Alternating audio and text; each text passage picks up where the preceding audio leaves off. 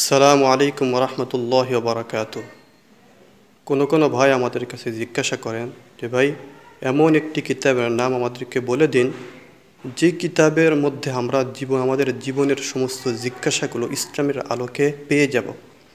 তো আজ ইনশাল্লাহ এই ভাইদের জন্য আমি এমন একটি কিতাবের নাম বলবো যে কিতাবের মধ্যে একজন সন্তান ভূমিষ্ঠ হওয়া থেকে নিয়ে সে তার বয়সবৃদ্ধ হওয়ার পরে মৃত্যু পর্যন্ত সমস্ত বিধিবিধান এই কিতাবের মধ্যে আছে।